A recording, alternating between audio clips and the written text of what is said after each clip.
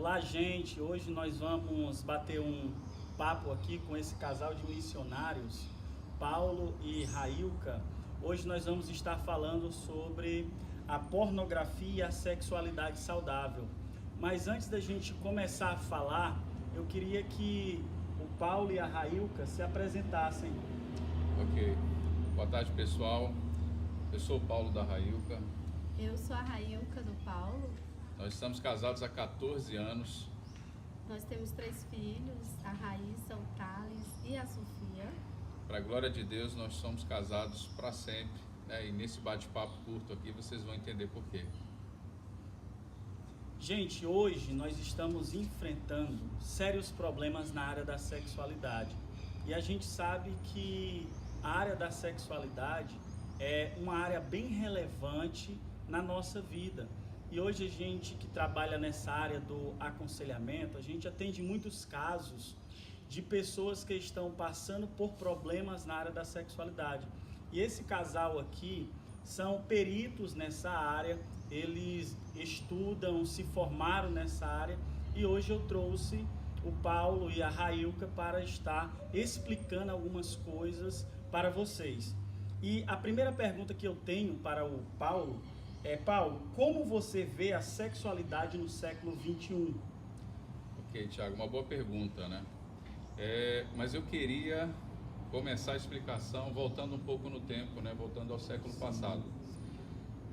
Primeiro quero separar aqui sexualidade de sexo, há muita confusão nisso, né? A sexualidade ela está muito ligada ao meu ser integral, a maneira como eu me expresso, como eu me visto, né? Então como eu como ser completo na minha sexualidade, ela realmente está nisso.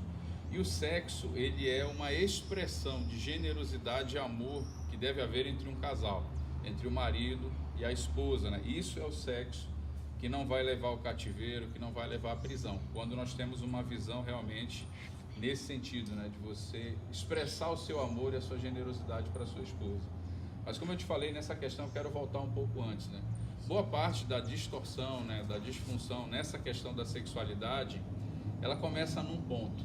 Antes, né, da sexualidade ser revelada, né, na vida de alguém, algo muito importante, significativo, precisa ser definido antes, né? E a nossa natureza, ela é muito clara, não há dúvida nisso, né? Antes de você atribuir o nome a alguém, a primeira pergunta que se faz para uma mãe que está grávida é o quê? Qual é o sexo? Isso. A partir do momento que a identidade, né, sexual, ela é definida, e Deus é muito claro nisso, né, homem ou mulher, a partir disso, né, função do pai e da mãe, né, ajudar na revelação, né, de toda essa sexualidade. Ela começa a ser revelada. As pessoas falam que ela é construída socialmente, na verdade não, ela já está dentro de nós. E ela naturalmente, né, nas interações, principalmente, né, no casamento dos pais, dentro da família, por isso que casamento e família são muito importantes, Thiago. E essa sexualidade, ela naturalmente ela vai ser revelada, né? Então ele é menino, naturalmente ele vai receber o nome de menino e isso vai ser construído, ok? Então isso é importante. A grande confusão ela está aqui, nós precisamos trabalhar a identidade. A partir do momento que a identidade está definida, e de novo, Deus é claro quando ele faz isso, né? Homem ou mulher, né? Todo o restante ele vai atribuindo, e principalmente o pai e a mãe, eles são principais nisso.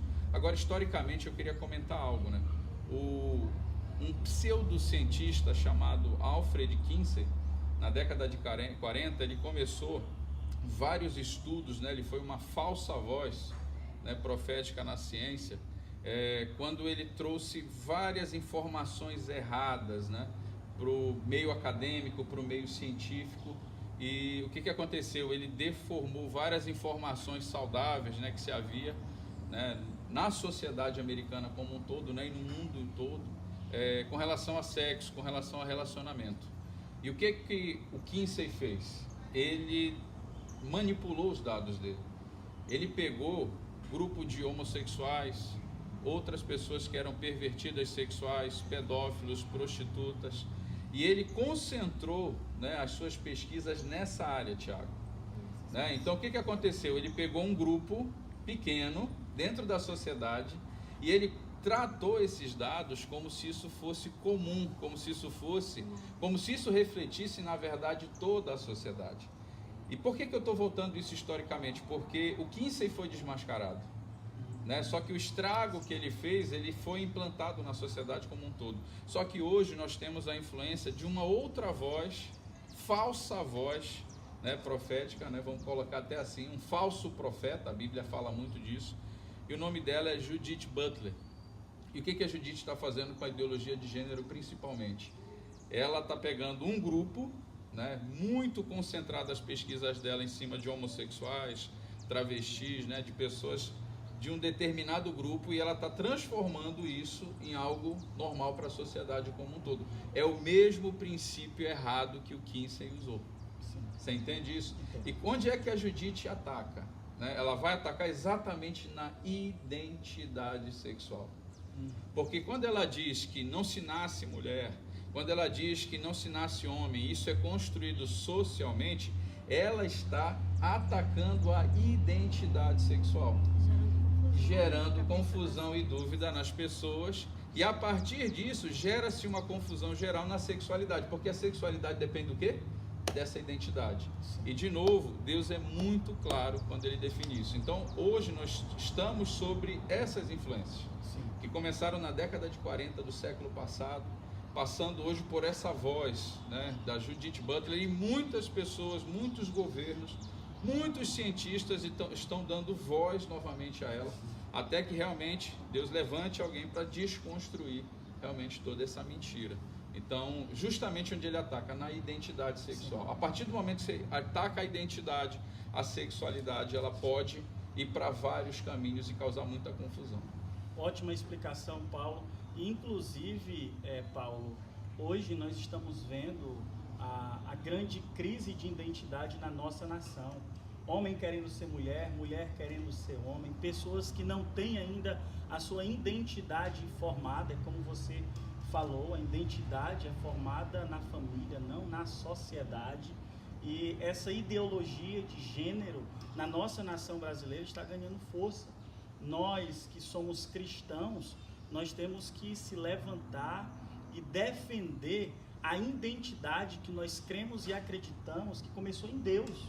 A nossa identidade começou em Deus. E eu queria lhe fazer outra pergunta, Paulo. As perguntas que eu estou fazendo, a Railka também pode responder. A pornografia, ela está dentro ou fora da igreja? Então, Tiago, outra pergunta bem interessante, né? Na verdade, a pornografia, ela, infelizmente, ela está dentro, sim, da igreja.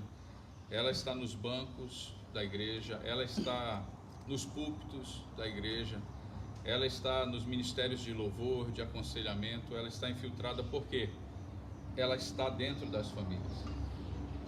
Eu gosto muito, né, de olhar biblicamente que Deus ele instituiu a família, né, e o casamento. Quando você pega Gênesis 1, Gênesis 2, nem havia ali qualquer indício ou declaração da igreja.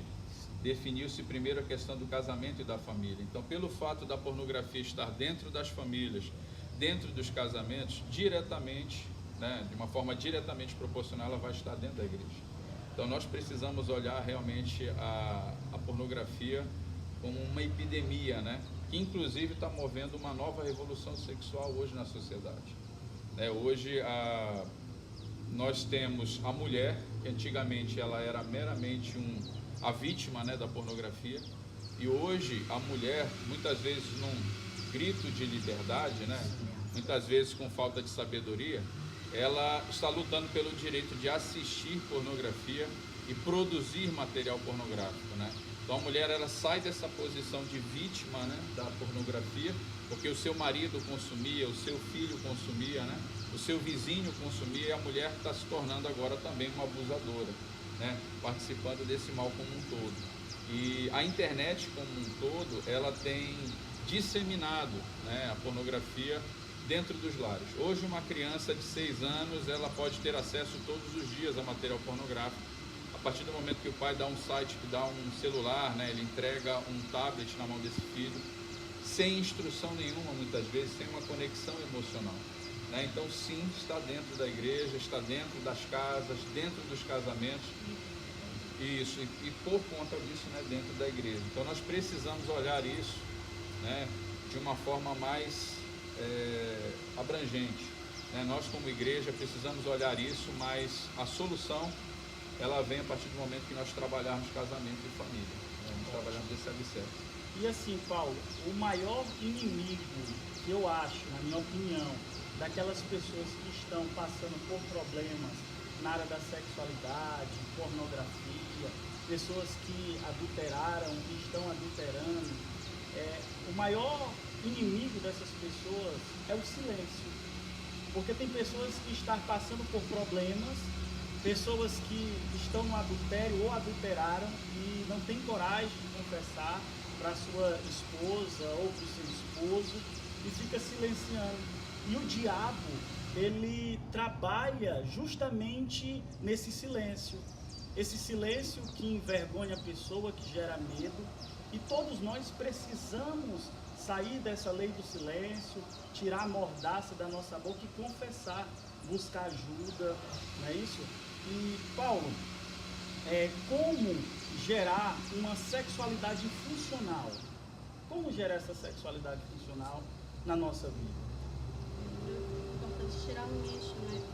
A pornografia, especialmente, é algo que deforma realmente a visão, a sexualidade saudável.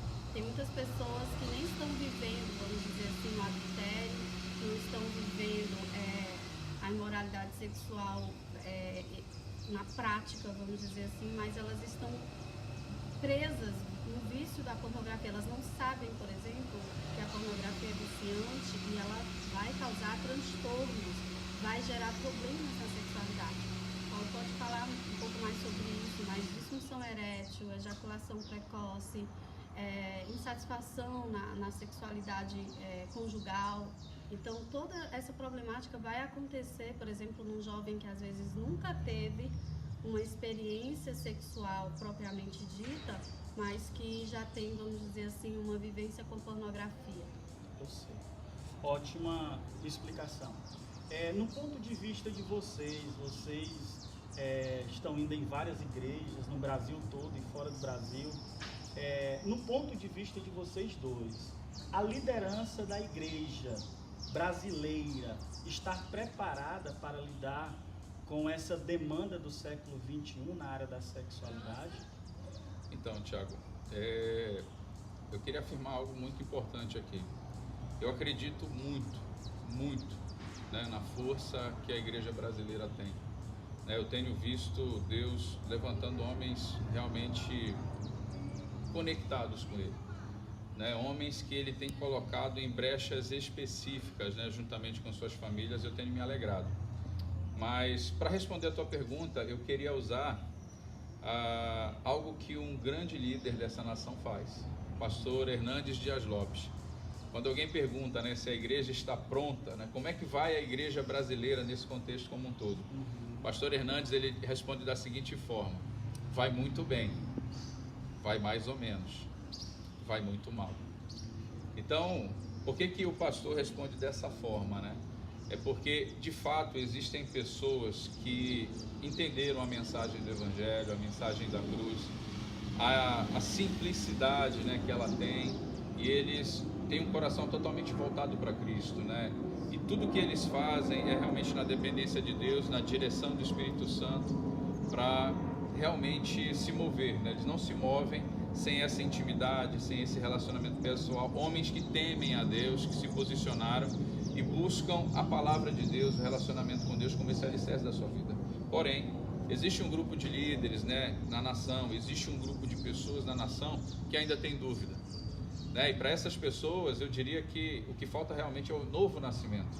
As pessoas muitas vezes fizeram a confissão de fé, passaram pelo batismo, mas não passaram por novidade no seu espírito, né? Eles não tiveram aquela novidade, aquele renovo realmente no seu espírito, aquela convicção forte, né, da existência de Deus, de que Ele é um Deus pessoal, de que você pode se relacionar pessoalmente com esse Deus, né? E essas pessoas, elas ficam em dúvida e elas muitas vezes são levadas por doutrinas, né, por qualquer outra voz, falsa voz, né, que se levanta na nação através de governos, através da mídia, de jornais, etc., né, eles são facilmente levados. Agora tem um grupo de pessoas dentro da igreja que já apostatou, né, a igreja vai mal, ou os líderes que não estão prontos, né, para essa problemática são pessoas que não entenderam a mensagem do Evangelho, vivem uma vida realmente carnal, totalmente contaminada, né, e eles não estão prontos para isso. Mas justamente por conta desse grupo, né, que eu considero um grupo grande hoje na igreja, de homens que temem a Deus, que se movem realmente na dependência de Deus, que amam a Deus, têm intimidade com Deus, são homens que Deus levantou para colocar na brecha, e por conta disso, né, mas principalmente por conta dele, do amor dele, eu creio que nós vamos realmente renovar. Mas nós como igreja precisamos abrir, entender que isso é um problema, e nós precisamos falar disso nos púlpitos, nós precisamos capacitar os pais e as mães para falar disso. Eu gostaria de complementar, né, que até existem líderes com uma motivação maravilhosa, mas que infelizmente não têm o preparo, o conhecimento para ajudar nessas questões. Então a gente realmente, nós temos nos levantado justamente para trazermos um pouco mais do entendimento dessas questões, de como ajudar uma pessoa, né, com dificuldade na questão da sexualidade, e o cônjuge que está sendo ferido, que está sendo traído, como lidar, como poder ajudar o seu marido, a sua esposa que vive o vício sexual, que às vezes até tem o desejo de agradar a Deus, de realmente deixar para trás essas coisas, esse comportamento, mas está tendo dificuldade. E assim, eu creio que a igreja, ela está vivendo um novo tempo.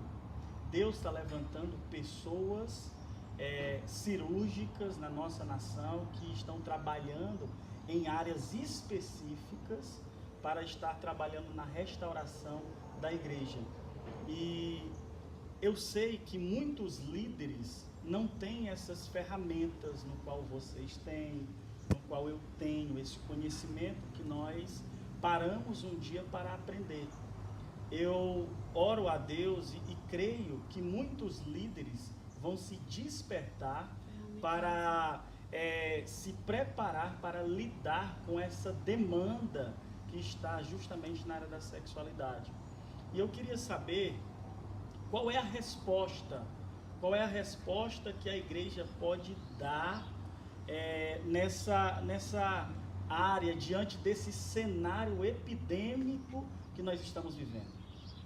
Então, Tiago, se você fala assim para mim, Paulo, eu te dou algo para você apostar todas as tuas fichas numa só estratégia, né? O que você realmente colocaria todas as suas fichas? Você tem uma jogada para fazer, onde você apostaria todas as fichas? Eu, como igreja, tenho apostado todas as minhas fichas no casamento, porque quando você estabelece novamente o alicerce do casamento, nós falamos ontem sobre intimidade conjugal, Isso. Né, a força, né, que o casamento tem no discipulado dos filhos, no evangelismo dos filhos, é algo poderoso. Deus escolheu o casamento como essa ferramenta de discipulado e evangelismo na vida da próxima geração. Através do casamento que os filhos recebem no seu coração o que é misericórdia, o que é amor, o que é compaixão. E a partir do momento que você tem um casamento forte, você vai ter uma família forte, você vai ter uma igreja forte, e você vai ter uma sociedade forte. Eu apostaria todas as minhas fichas novamente no casamento. Nós voltarmos a entender o casamento como uma aliança até que a morte nos separe. Um casamento entre um homem e uma mulher, tendo toda a dinâmica, toda a força realmente que ele tem, inclusive para transmitir o caráter de Deus, para os filhos e levar adiante. A partir do momento que você tem um casamento muito bem estabelecido, isso vai proporcionar uma família muito bem estabelecida. E esses filhos, eles vão enxergar no pai e na mãe o papel de um homem, o papel de uma mulher, o papel de um marido, o papel de uma esposa. E é desafio nosso, sabe, Tiago, como igreja, darmos essa resposta. Para a grande tristeza do meu coração, eu ouvi falar de estatísticas, eu não sei precisar aqui, de que nós como evangélicos temos praticamente o mesmo número de divórcios que as pessoas que não são evangélicas. Meu Deus. Então nós que deveríamos criar sede na sociedade com relação ao casamento, com relação à família, nós estamos falhando em comunicar isso. E eu digo mais, eu ouvi uma frase do Eurípides Mendes que mexeu muito comigo.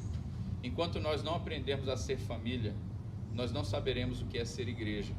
Então nós precisamos voltar aos alicerces de casamento, de família, porque dessa forma o filho vai crescer recebendo o que ele precisa receber: amor, limites, afeto, direcionamento, né? Ele vai entender o papel de um homem e de uma mulher de uma forma saudável, e ele vai crescer de forma saudável. Eu aposto todas as minhas fichas, eu larguei tudo para me dedicar a esse ensino, a aprender realmente sobre isso. Eu estou apostando tudo, Tiago, no casamento e na família. Amém.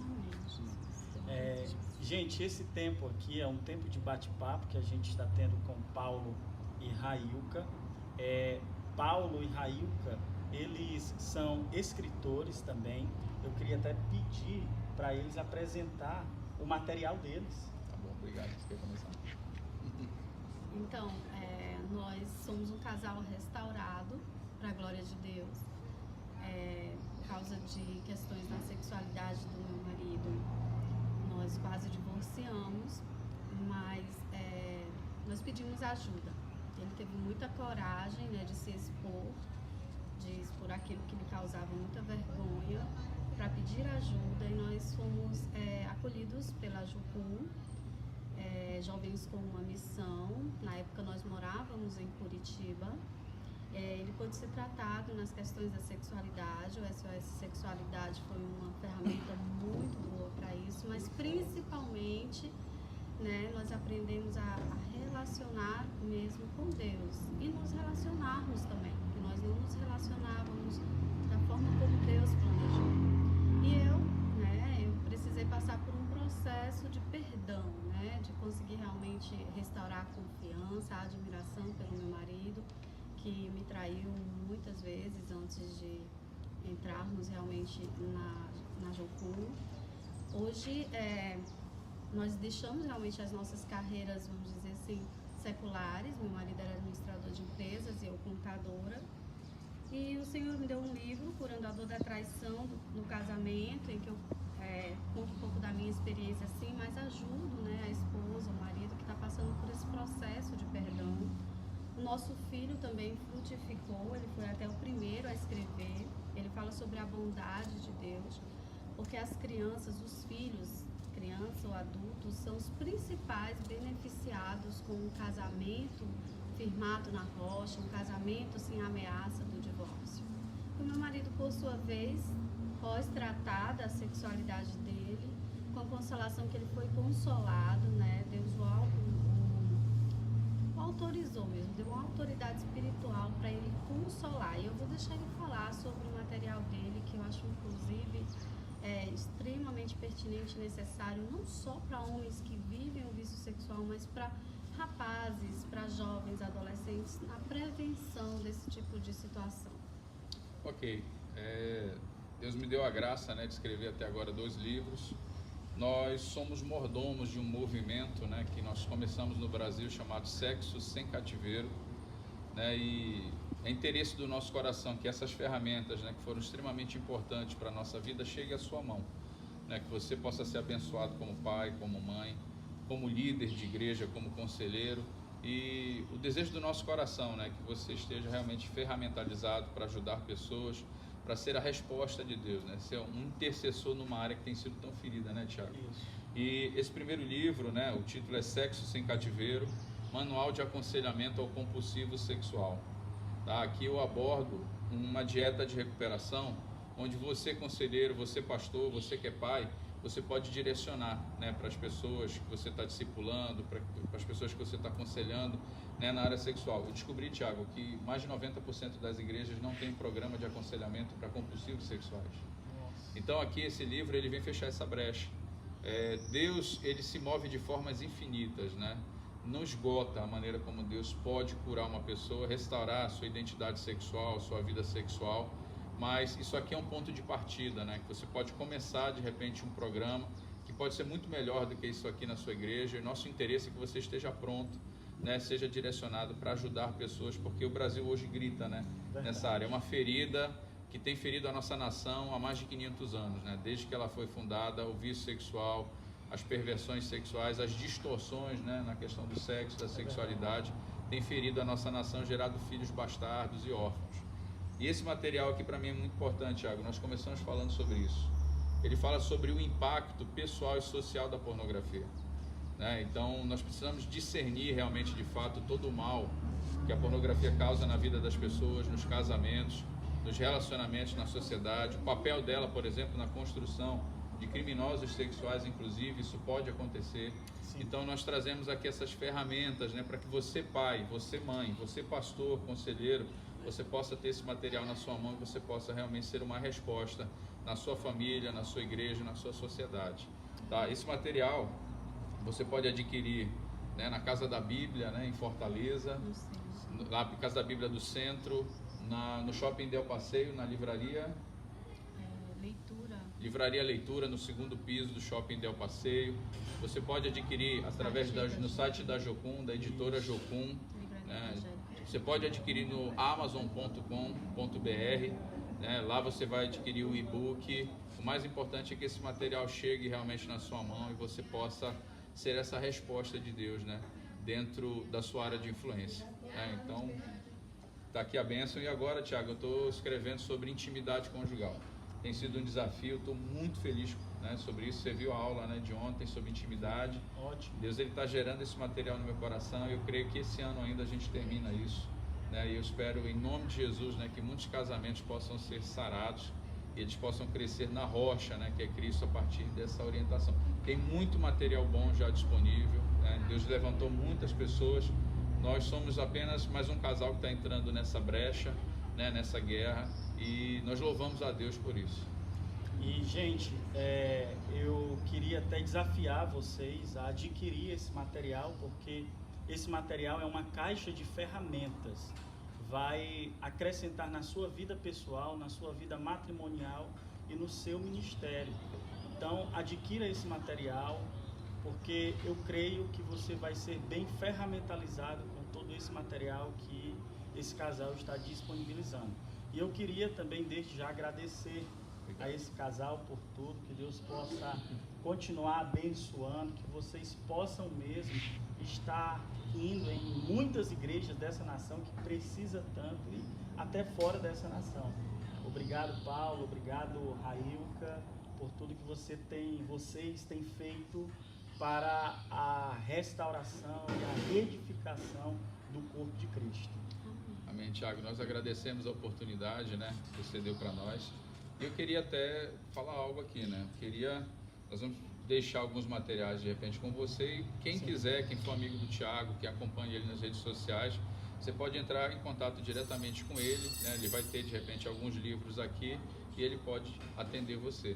Mas olha, muito obrigado mesmo por esse convite, é um prazer para nós, né, compartilhar um pouco disso, e que Deus abençoe sua vida, sua igreja, né, a sua caminhada, a esperança, tá bom? Amém. Gente, que você possa compartilhar esse bate-papo, porque eu sei que esse bate-papo vai ser muito edificante para muitas vidas. Compartilhem esse bate-papo que nós estamos tendo aqui. Aliás, deixa aí o seu comentário, né? Dê um likezinho aí no nosso vídeo aí, e que Deus abençoe a sua vida. Obrigado e até a próxima.